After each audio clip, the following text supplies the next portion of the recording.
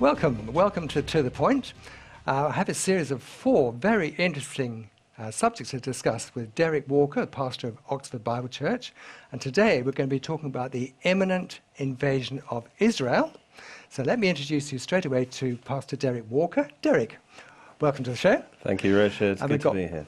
And we've got 4 shows to do on end times. Excellent. And I especially wanted you to do them because we will appreciate that you have a lot of knowledge on this particular subject. Derek, move straight into it. What do you think could be the next major prophetic event to be fulfilled? Well, Richard, thank you. I'm sure that one of the events, if not the next one of the ones that is going to happen very soon, is what I call the imminent invasion of Israel. I think everything is ready for this to happen. And it's a prophecy that's in Ezekiel 38 and 39 that describes when Israel has been gathered back from the nations, which is really Ezekiel 36, then a dramatic divine intervention is going to happen because there's going to be an invasion from the north. And we're going to have a picture up in a few seconds that will show that it says from the far north, and from Russia really, and there'll be a coalition of nations with them, like involving Turkey, involving Iran, involving Sudan, Ethiopia, and all these nations will converge on Israel like a cloud and cover Israel, and it will seem like all is lost. It will be a surprise attack, and then God was going to step in because he says, these are my people, this is my land, and God will bring those invading nations into judgment. And it will be one of the greatest divine interventions of all history. And God will save Israel. And it will be a catalyst for a great revival. And so this event could happen because I believe all the politics involved, all the nations that are listed as being the attackers, and all those who speak against the attack, line up very well with present conditions. So I believe it's going to happen soon. And that's why I've written a book on the subject, and I called it The Imminent Invasion. If I can maybe show it, The Imminent Invasion of Israel obviously goes into more detail of what we can talk about today. But I believe that Christians need to be ready for this. Excellent. Well, I've read that book. It's absolutely excellent. So let's talk about that word imminent. Talk about imminent. Well, the word imminent is an interesting one. It's almost like something that could fall on you at any moment. Right. Something that could happen suddenly, without warning. In other words, there's no reason to think that it's going to happen in 5 years, 10 years' time. It could happen at any time. That's what the word imminent means. And when I felt this was imminent, in other words, all the ducks are lining up, then that's why I said it's imminent. It's not just soon, but it could happen at any time. Right. The reason why I thought it was imminent, well, we know for Iran is aligned against Israel. We know that Russia, given the right reasons also. And Turkey was the key thing, because for a long time Turkey was an ally with the West. Right. But recently Turkey has turned against Israel. Right. So all the nations listed as being the attackers of Israel, mostly they're Muslim nations, and mostly they're nations that we could say, yes, we could see that happening today. Right. And the other reason that it's imminent, in fact, if we show another picture right now, we'll see how these invading nations, again, correspond to political entities today that have reasons to attack Israel. Excellent. So let's move on then. So this imminent business, that means the invasion of Israel could happen like soon, like in our lifetime. Exactly. Could happen, next year. Who knows? And another big reason why it's become imminent is because of the recent oil and gas discoveries in Israel. Right. In fact, if we show our next picture now, I'm sure you've heard of it in the news. Massive oil and gas discoveries in the Mediterranean just off Israel's coast. Right. And the reason why it fits with the prophecy is that it says that God puts a hook in the jaw of these invading nations, and in particular the nation called Rosh, or Russia, in the far north. And the hook is that they come for spoil. Now you might think, what does Israel have in terms of spoil? But now Israel has come into a game-changing amount of energy supply. Right. And Russia's whole economy depends on her control of a large energy supply. Yeah, sure. And therefore she has a lot of reasons for spoil to take Israel and control that energy supply for her own economy's sake. And that's just happened. And it's interesting, it's a fulfillment of prophecy, because if we look on our next picture, there's an amazing prophecy in Deuteronomy 33:24 that indicates that Israel does have oil hidden away. Right. It says, when it does the tribal boundaries, the tribal prophecy in Deuteronomy 33, it says, of Asher, he said, Asher is the most blessed of sons. Let him be favored by his brothers, and let him dip his foot in oil.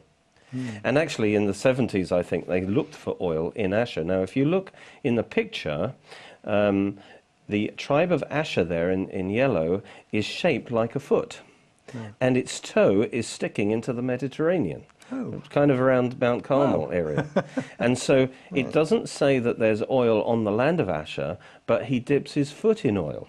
In other words, the oil's in the Mediterranean, just off the coast of Asher, and that's exactly where they discovered these oil fields. Isn't that amazing? And now, you see, given the right political excuses, Russia would have a lot to gain by taking control of those oil reserves. And of course, the allied nations, which are mostly Islamic, also would have their own reasons, according to their beliefs, that Israel should be finished.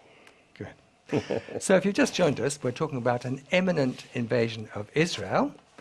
Derek Walker's talking about it. And imminent means it could happen very soon, even in our lifetime. So do pay attention. I'm paying close attention, because this is a game-changing event which could happen in our lifetime. Can you imagine what it would be like if Israel was invaded by all these surrounding countries? Let's move on now. Just to add to the whole idea of imminence, I think you want to say something about the blood moons. Well, yes, it's interesting to me that, and again we'll see these in a picture, that something dramatic is going to happen next year and the year after. There are some blood red moons coming up on the Jewish holy days, at Passover, and then at Tabernacles in 2014, and then again the following year at Passover and Tabernacles. We have these 4 blood red moons, which is an unusual event. And interestingly, whenever this kind of alignment has happened before, because the moon represents Israel, and so the blood red moon signifies some important event connected to Israel. And whenever it's happened before, around the time of 1948, around the time of 1967, these events happen. And of course, in both occasions, Israel was under threat, under attack, but God came through and delivered her. Sure. And also it happened in 1492, which was the time of the Spanish Inquisition, and the time when Columbus discovered America. And both of those events affected the Jews particularly, and they also brought about a great deliverance in the end, because America would prove very important for the Jewish history. So it seems like whenever there are 4 blood red moons, it signifies something very important for Israel, but also that God is going to do something dramatic. And that's coming up next year. So that could be, I think, that it's not talking about the rapture or anything like that, but I think it's talking about an attack on Israel. And so it could be next year, who knows? So that is going to be happening 2014-15, is that right? Exactly. I think you've got a picture to show us, is that right? Of the moons. They've probably been showing that picture already, but please show the picture of the moons if you haven't already. Right. And so I believe that it truly is imminent. Good. So let's talk about the invasion. Do we need to talk about the invasion now, or should we wait until it happens? Well, I think we need to talk about it now, and that's why I wrote my book, because we need to be ready. Right. The reason is that the prophecy says that God will intervene and God will glorify his name. If I could read a scripture in Ezekiel 38, after God has intervened, he says this in verse 23, "Thus I will magnify myself, and I will sanctify myself, and I will be known in the eyes of many nations. Then they, the nations, will know that I am the Lord." And in chapter 39, verse 7, he says, "I will make my holy name known in the midst of my people Israel, and I will not let them profane my holy name anymore. Then the nations will know that I'm the Lord, the Holy One in Israel. Surely it is coming, and it shall be done, says the Lord God." And so what he's saying is that God will demonstrate through this divine intervention that the God of the Bible, the God of Israel, is still alive and very well, and many in the nations, there will be a revival in the nations, because God will declare, it will be such a supernatural thing, that many in Israel will turn back to God, many in the nations will turn back to God, and they will realize that the God of the Bible is alive and well. And therefore we will have a window of opportunity to share the gospel, and there will be a great opportunity for revival, because people will be open, because what was prophesied will come to pass. So we do need to be ready. So fulfilled prophecy actually, on television screens. It'll right be one of the most stunning fulfillments of prophecy. Amazing. Yeah. So who actually are the invaders actually? Well, if we go now, and if we see the next picture, and if we go to Ezekiel 38, it tells us in the first few verses, it says, "The word of the Lord came to me, saying, Son of man, set your face against Gog," is the name of the leader. Gog is the leader of this invading army, "of the land of Magog." And the land of Magog is now the Scythian Empire, was kind of the southern Russia and the satellite USSR states, and even including parts of Turkey.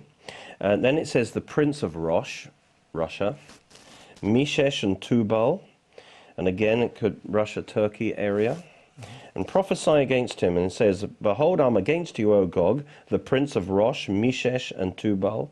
I will turn you around, put hooks in your jaws, and lead you out with all your army."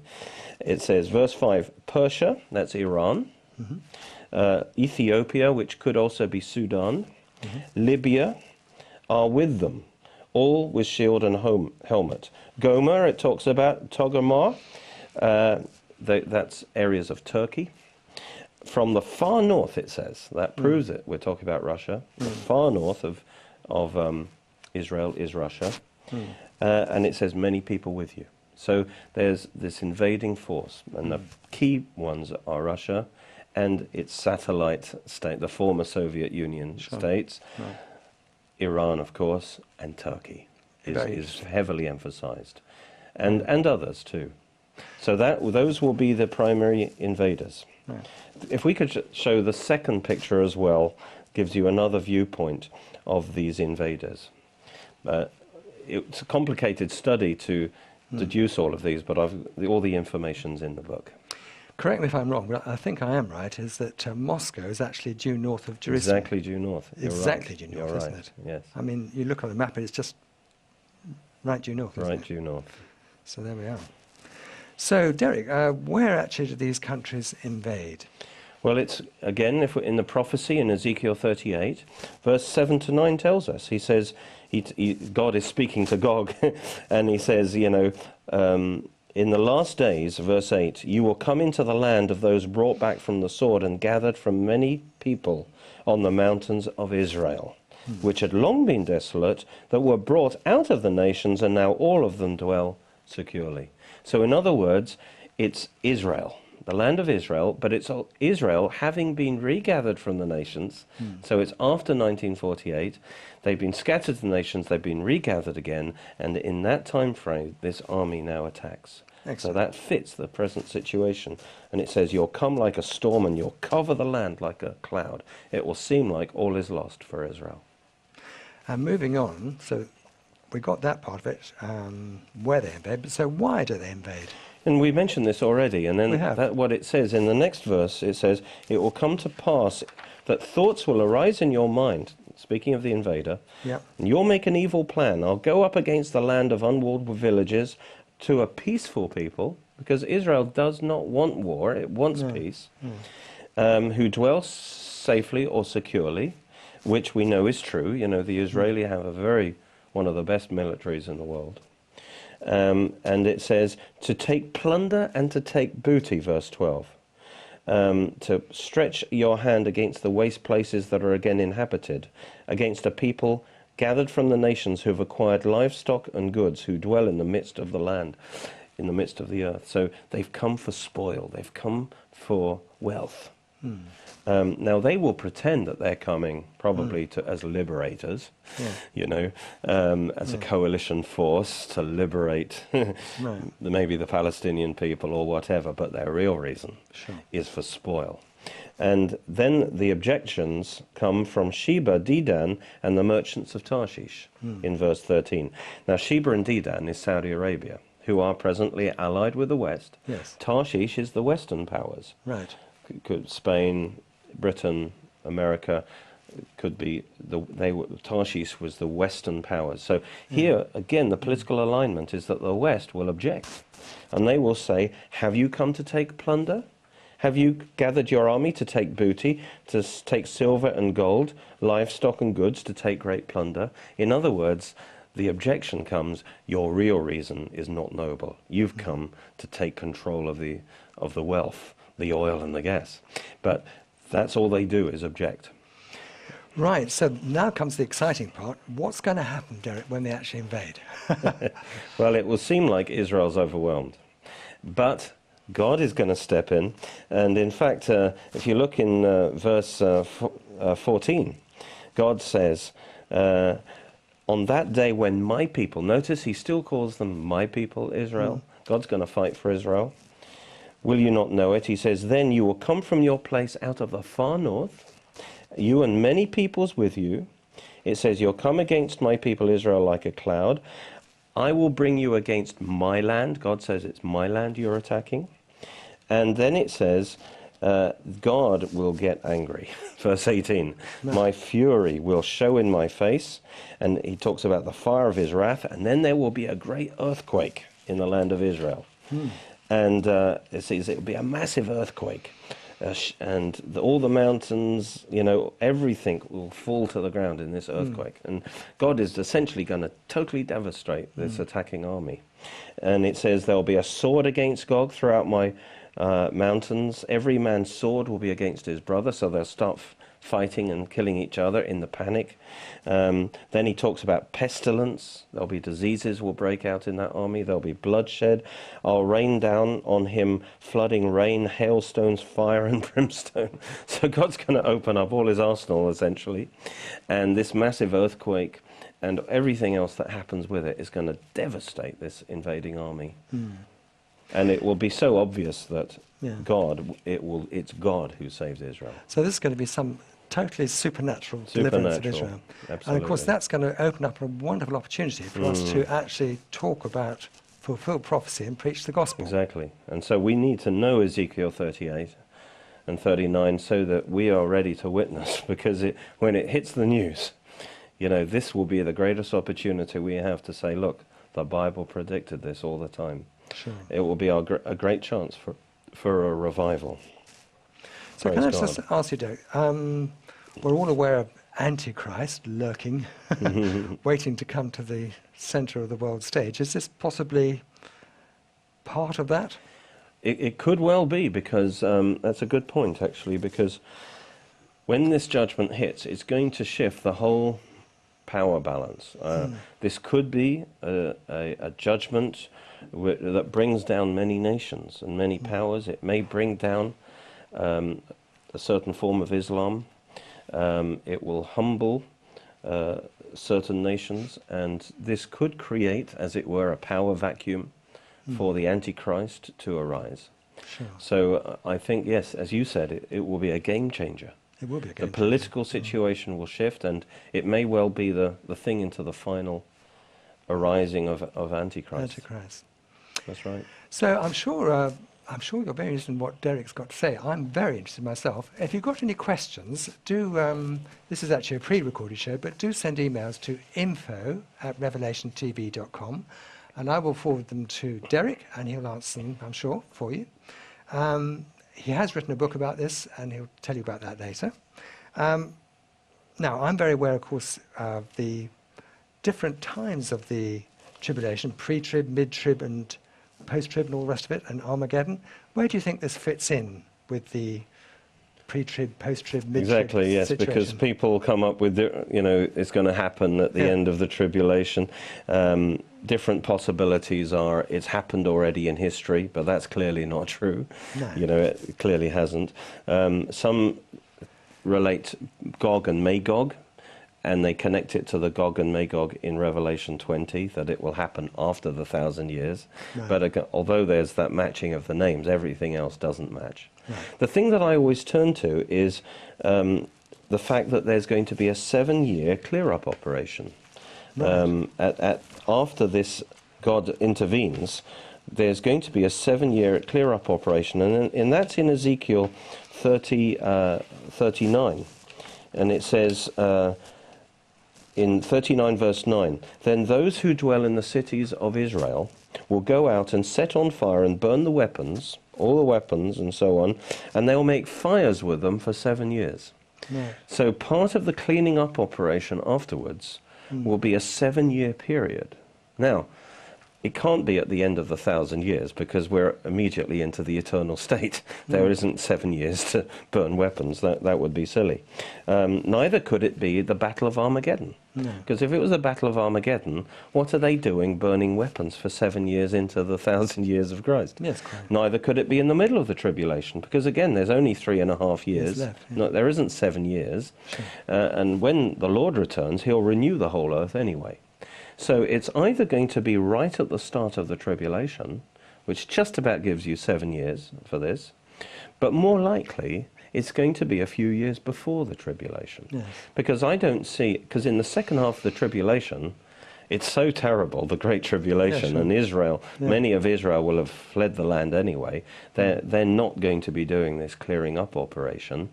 So I think it's probably going to be a few years before the tribulation. In other words, in our time, in the church age. I'm just going to give you a moment, because I'm sure lots of people are very interested to know more about this. I believe you've got a book and a DVD you can tell us about. Yes, and in fact, if we show the next picture, it will show the book.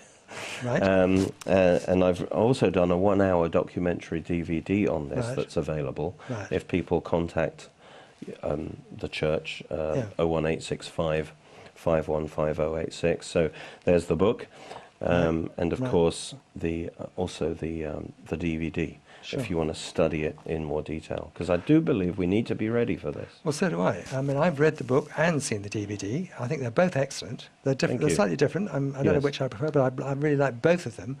And I really think they're fantastic, actually. And we really need to get familiar with all this. I don't think a lot of people are. I wasn't familiar with all this until you brought it to my attention. I think people need to be familiar with all this and watch the events as they unfold in the Middle East, because this could, well be drawing up to, the big end time scenario. Yes. So, just to conclude, could you give us a sort of scenario of how things might turn out? Well, let's take one possible thing. It could happen in a different way, of course. But we know the Iran situation and the nuclear threat from Iran. We know that Israel is not going to let Iran have a nuclear bomb. I don't think they will. And so we could see Israel doing a strike on Iran and taking out the nuclear facilities. Now, if that happens, that could be the catalyst for Russia to say, with the support of all the nations with her, Islamic nations, say, enough is enough. We've got to take out Israel. And that could be what will happen. Sure. And then when the big earthquake covers the land, we know that when Antichrist comes in, there will be a rebuilt Jewish temple. Right. So the Dome of the Rock has got to fall down at some point. Wow. Maybe that earthquake is what takes it out. Yeah. And maybe the breaking of the Islamic powers there and of Russia, which are supported by Russia militarily, then will allow a compromise to be made on the Temple Mount that couldn't be made right now. Sure. Israel couldn't have a temple now without starting a world war. But so it will shift the situation like that. So that's how I see it could play out. Well, this has been absolutely fascinating to have Derek with us, and he's been talking about the imminent invasion of Israel. Now, you can get onto Derek's website, Oxford Bible Church. You can phone him. You can actually, I'm going to make sure that this particular program goes on my own website, freechristianteaching.org, and you'll be able to watch this program again. Thanks for joining us, and join us again soon for another program with Derek. God bless you.